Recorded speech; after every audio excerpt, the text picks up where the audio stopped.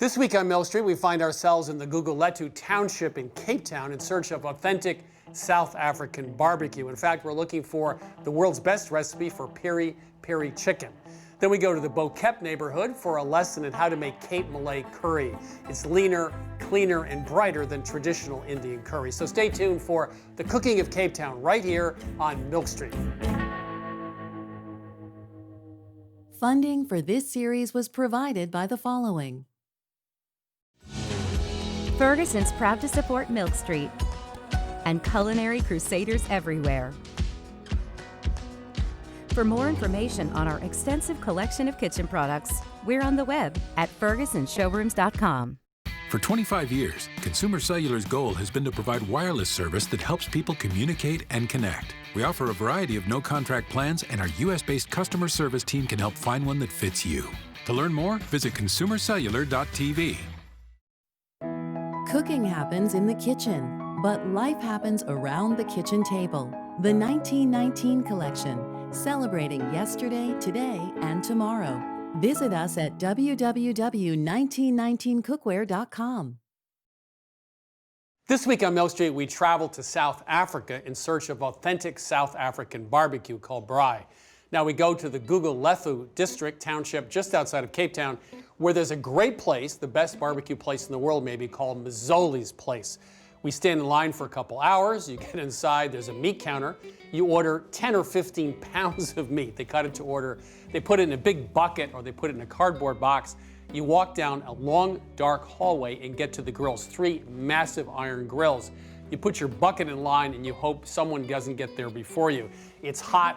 They use 2-liter bottles of water to douse the flames. It's quite an experience. Finally, when your meat is cooked, you go upstairs to a patio outside where they have live music and everyone's dancing, shouting, meat, meat, meat. It's the mother of all barbecue joints.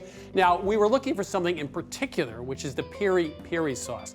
This is a hot chili pepper sauce. It also has cayenne, paprika, garlic, and sugar in it, and they use it on everything. They use it on sausages, chicken livers, meat, anything. So today on Milk Street, we're gonna go cook some piri piri chicken and do it the Milk Street way.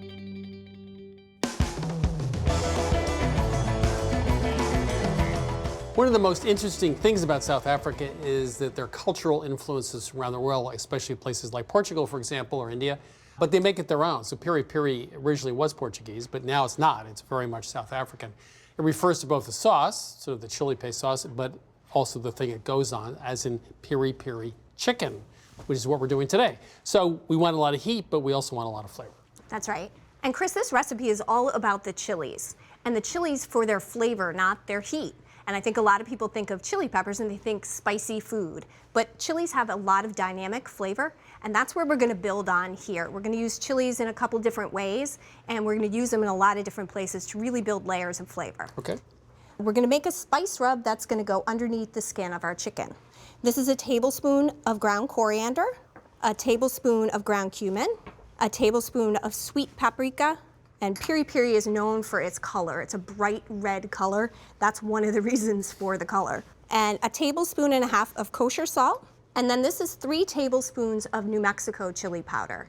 Now, you want to make sure you're using New Mexico chili powder or California chili powder here. We're really looking for the fruitiness of the pepper here.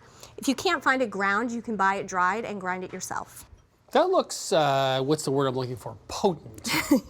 It's not mild, but we're really trying to highlight the fruitiness of the peppers here. So I'm going to take out 2 tablespoons of this, and then I'm going to add the rest of this to our food processor, and that's going to form the base of a sauce we're going to make. Okay. Right now I'm going to take what I reserved, which is 2 tablespoons, and rub that underneath this chicken. And you'll notice we have butterflied or spatchcocked the chicken. That just means to take out the backbone and then press down on the breast to flatten it. And you want to make sure you tuck the wings under here. The tips of the wings are pretty delicate, so they'll burn in the oven. Just want to go in here and sort of rub it with this very flavorful rub. That has to be a happy chicken, don't you think? He's getting a massage It's getting a massage. With a- It is with chili with a salt rub. powder. Don't forget the leg. I would say that's a fair amount. Yeah. It's a little bit of chili powder. So I'm just gonna wash my hands and we'll come back and work on our sauce. Okay. We already added our spice rub into here. That's gonna form the base of this sauce. This is a fiery sauce, not as hot as, say, something you would put on jerk chicken or a buffalo wing. We're really trying to get the fruitiness. It's acidic and bright. So we're starting with a Fresno pepper. You'll see that some of these have the seeds and ribs, some of them don't. That's the best way to mitigate spiciness in a pepper. And that's 8 Fresno chilies. Now, if you can't find Fresno chilies, they're similar to jalapeno, a little bit fruitier. They have a pointy end, you'll see the one here. And you can substitute with a red cherry pepper or a jalapeno. And then 3 cloves of garlic, those are peeled and whole, 2 tablespoons of sugar. And we're just gonna pulse this until it's chopped.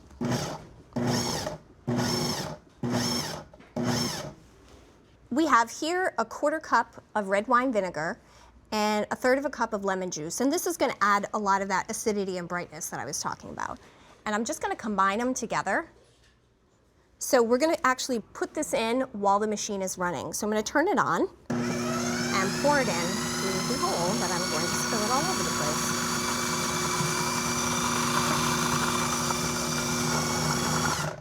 So can you smell that? It is vibrant. Yes. The sauce is smooth, and I'm going to reserve a 1/4 cup of this. And we're going to use the rest of this later, but right now, and I'm going to use this to brush on the chicken. Before I do, I'm going to transfer it to a prepared baking pan. So we're going to do this in the oven. You can definitely do this on the grill. It's actually great on the grill, and you can get the instructions for that on the website. But if you do it in the oven, you want to do this setup here. We have a sheet tray that we lined with tin foil, and that's a cup of kosher salt that we put down there. Wire rack that we misted with cooking spray, that'll keep the chicken from sticking here, and that salt will catch anything that drips through so it doesn't burn on the pan. So I'm gonna move the chicken, and then brush the sauce on. And this is something that we learned from one of the places we went to in South Africa, to brush it with the sauce before you cook it, and let it sit here and kind of marinate on the chicken. And then we'll let that sit for about 45 minutes to an hour and let all those flavors really soak into the chicken. So Chris, the chicken has been resting for about 45 minutes. It's ready to go in the oven. The oven's at 425. We're gonna roast it for about 45 to 50 minutes. At that point, I'm gonna brush it with another 2 tablespoons of this sauce and then put it back in for another 10 to 15 minutes. So Chris, I took the chicken out, I let it rest 10 minutes, and we're gonna finish off that sauce that we made earlier by adding a cup of cilantro. This is chopped cilantro, and we're using the leaves and the stems here. The stems have a lot of flavor, so definitely use them when you can. I'm gonna give the chicken one last brushing.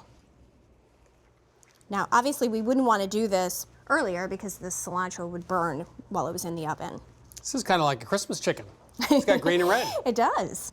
Happy holidays from South Africa. All right, and I'm just gonna carve it up. So we're going to use this to just serve with the chicken? Absolutely. The sauce? Okay. A leg. A leg and a thigh. Oh, What? you're hungry. Yeah. Maybe we have a little more sauce. Maybe. Of course. Just in case we don't have enough flavor, which seems unlikely in this case. I think you're gonna be okay. And now the test. It has a lot of different flavors going on. I feel like it has a lot of acidity and brightness to it. It doesn't taste like a barbecue sauce. Yeah, it's really tangy and sweet and bright, which you wouldn't think. I thought going in it would just be massive amount of heat, right? There is a little back of the throat thing, though. I just have to say, it wasn't totally devoid of heat. So I'm going to give you two choices. You can fly to Cape Town, go to the Guguletu Township, go to Mazzoli's place, spend 5 or 6 hours on a Sunday, and finally get great barbecue. Or you can make this peri peri chicken at home. It's light, it's bright, it's saucy, a little bit of smoky, and it looks great. What a great peri peri chicken, the best barbecue chicken in the world.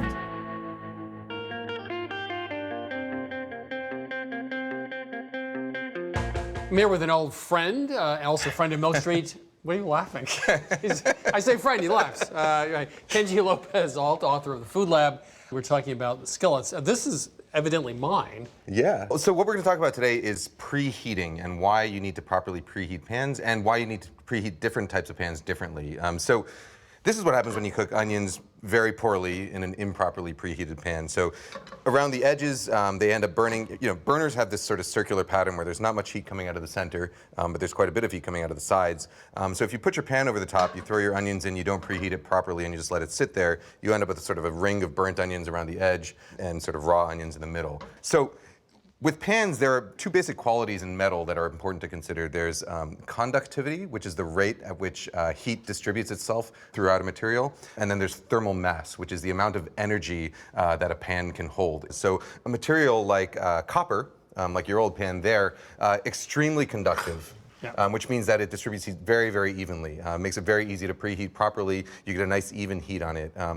The problem with copper is that it's very hard to maintain, as you can see. Because I haven't touched it in 10 years. Yeah. It's also very expensive. Cast iron, on the other hand, is extremely cheap.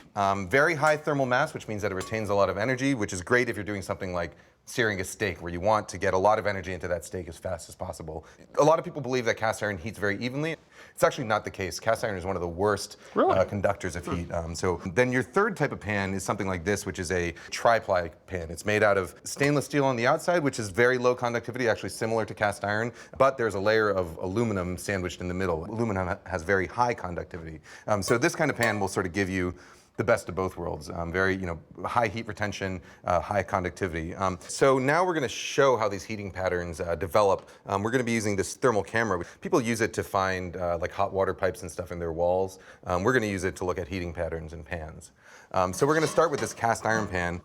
And if you look at the pattern here, first of all, you can see immediately this very sort of strong and distinct ring where in the center it's 45 degrees Celsius. And with cast iron, it has such a high thermal mass that it actually takes quite a bit of time to heat up. So we'll let this go for about a minute. So when I do cast iron, I heat it over sort of medium-low for like 10 minutes, a long time. Is that the right way to do it? That is the right way to do it, exactly. You want to put it over sort of medium-low heat and let it heat for a good 10, 15 minutes or so. And that's going to give you a nice even heat.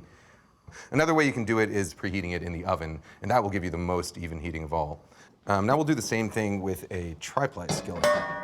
And this one, because it's thinner and because it has less thermal mass than the cast iron, it's actually going to heat up faster. So still a bit of a heating pattern here, but now we can see difference in temperature. The edges are still above 150, but the center, well, the center is also above 150 now. So it ends up heating much, much more evenly than a cast iron. Of course, there are advantages and disadvantages to both. With cast iron, you have that high thermal mass, so a cast iron is great for things that you want to sear. If you think of energy as sort of like a pan is sort of like a bucket that contains energy, and your burner is as a tap that's pouring out energy, your cast iron pan is a much bigger bucket. So when you put that steak in, it's going to have much more energy in reserve to sear that steak, whereas this one's going to lose its heat very quickly. So I'm here at the Kenji School of Cookware, and I've learned cast iron's great for retaining heat, so like a big searing job, something like that. Or baking great. Something in the oven. And you should heat it over medium-low for about 10 minutes because it's not an even conductor of heat. The multi-plies, which have aluminum or copper in the center, will heat up more evenly, more quickly. Better for lighter jobs like a stir fryer or a quick saute, but not for the bigger jobs like cast iron. Exactly. Did I get it? I think so. Do I pass? That's about right. Yeah. I got a B. All right, thanks, Kenji.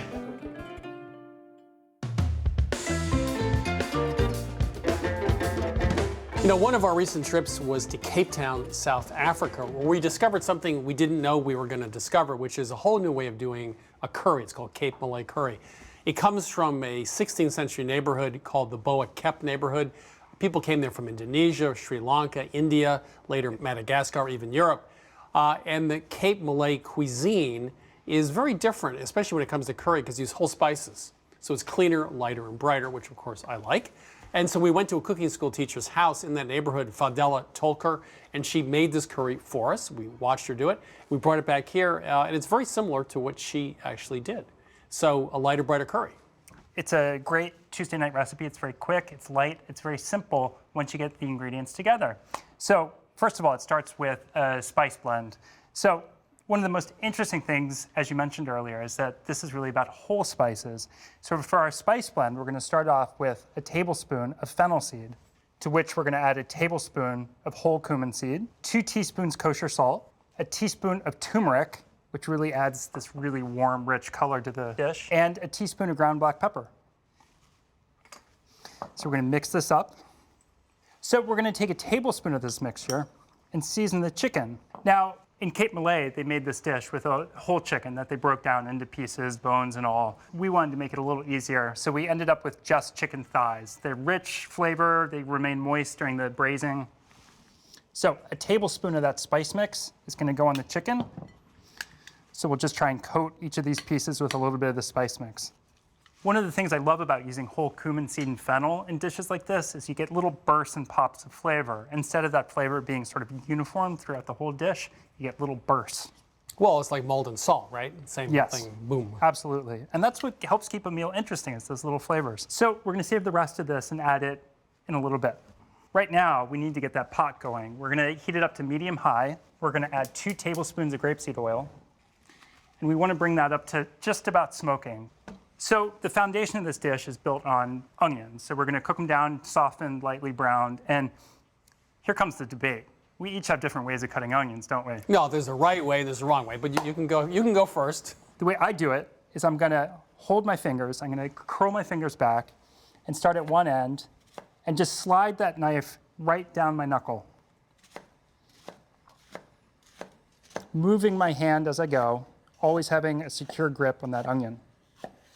So once I've cut crosswise, I'm just going to turn the onion sideways and do the same thing, just straight down.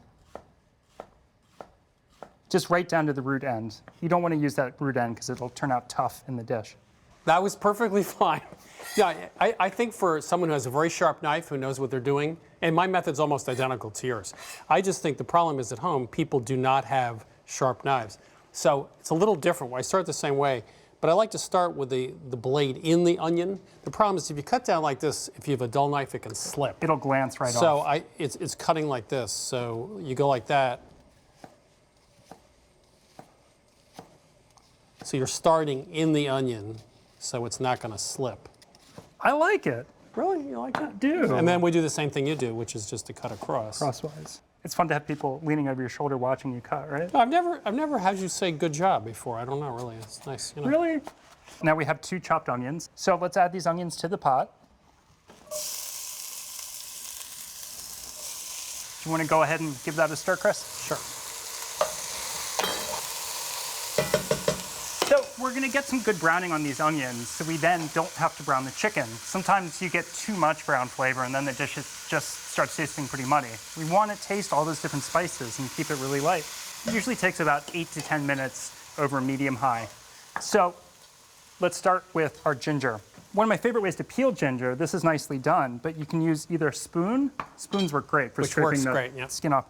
Or, you know, if the back of your knife is pretty sharp, you can just use the back and just scrape it away. In this dish, we're just going to cut the ginger into coins, which we'll then fish out later. So there's no mincing, there's no chopping. So we'll just cut it into 4 or 5 coins. And it's about a 4-inch long chunk of ginger. Now we want some warmth to the dish. We also want that sort of bright green, fresh flavor of chilies. So we're going to use 2 serranos. But again, we're not going to chop them up. We're just going to take the stems off and cut them lengthwise. So it exposes the inside of the chili, but we'll fish them out with the ginger later on. And if you're wimpy like me, you take the seeds out when no one's looking. Yes, that is a good point.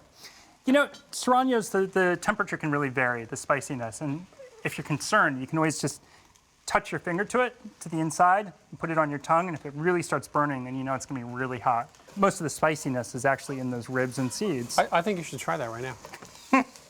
I thought that He's was not your going to job. do it, is he? We are going to mince the garlic. So you just want to take your knife blade, smash it down, just like that. That's good. couple good thwacks and good to go.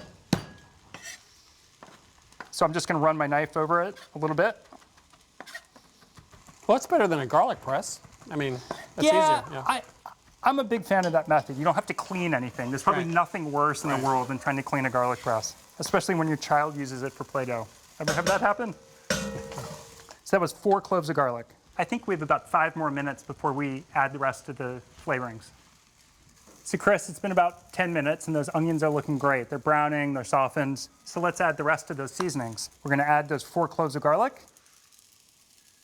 We're gonna add those 2 serranos, again, whole, and then our coins of ginger. Keep stirring, Chris. I didn't want to stir your hand into it. I was waiting till you finished. So we want to cook that for about 30 seconds. We just want that garlic to start to soften. You get the aroma. Okay, we got aroma. We achieved aroma. Okay, at this point, we're going to add 2 cups of water. We're going to add a pint of grape tomatoes. They add a lot of fresh, bright flavor. So we're going to add. And we don't have to cut them in half because Nope. they're going to cook down and sort of open up. And They're going to burst. Yeah. It's lovely. And then we're going to add the remainder of our spice mix, 2 bay leaves and 2 cinnamon sticks. And we'll pull those out before we serve. And then we're going to add our chicken back in. So I'm just going to slide that in. make sure the chicken is submerged, right? Yes, absolutely. So push it down. You're just anxious to get your hands on this. Look Well, at, when you cook with him, he's going like, I want to take it.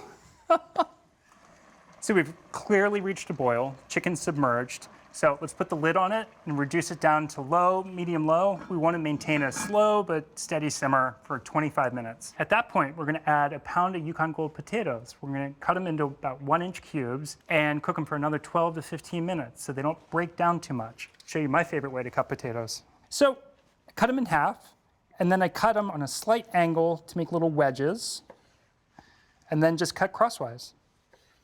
I like that. Yeah, excellent. And the wedges means you get even shapes. Yes. That's a good idea. Perfect for home fries, too. So it's been about 15 minutes. I think those potatoes should be done. Oh, it smells great. So now what we're going to do is we're going to pull that chicken out and shred it a bit. It's a little hard to eat in those big pieces, but it's a nice way to cook it. So while I'm shredding the chicken, you can go fishing for the cinnamon sticks. Ginger and cinnamon sticks and bay leaves. You want to make sure to leave the chicken in good, reasonable sized pieces, not little shreds. So now I have to tell the difference between ginger and potato. I mean, this is like, is this comes kind of a culinary tester? If in doubt, throw it back. There's one, got one, okay. It's a children's game, right? Find the ginger. Before we're ready to serve, we're going to reduce it down a little. We want that sauce to concentrate for about 5 minutes. Okay. I think that's pretty good there, yeah? I think it's looking great. Yeah, okay. So turn it off. And at this point, we're going to add 2 tablespoons of lemon juice for some good brightness. And now I'm going to add that chicken back in.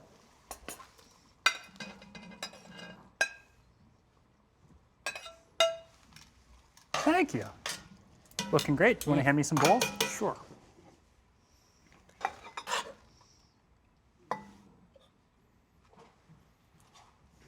Let's finish it with a bit of mint, which helps really lighten the flavors.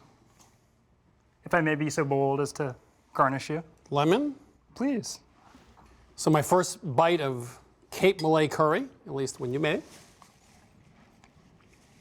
it. You know, if you've never tasted this before, you've never tasted anything like this. Because each individual component is clean and crisp and clear. Curries are often kind of muddy. You have a lot of different things going on, which is fine. It's just a different style. Everything here you can taste individually. I love the fennel cumin combo. So this recipe, Cape Malay curry, has everything, but everything's distinctive. You have the mint, you have the fennel, you have the cumin, the serrano, the lemon juice, of course the potato and the chicken. So there's a nice base to it. It's clean, bright flavors, which is the essence of Cape Malay cooking. You can get this recipe, Cape Malay curry, from our website and all the recipes from this season of Milk Street at milkstreettv.com. Funding for this series was provided by the following. Ferguson's proud to support Milk Street and culinary crusaders everywhere. For more information on our extensive collection of kitchen products, we're on the web at fergusonshowrooms.com. For 25 years, Consumer Cellular has been offering no-contract wireless plans designed to help people do more of what they like. Our US-based customer service team can help find a plan that fits you. To learn more, visit consumercellular.tv. Cooking happens in the kitchen, but life happens around the kitchen table. The 1919 collection, celebrating yesterday, today, and tomorrow. Visit us at www.1919cookware.com.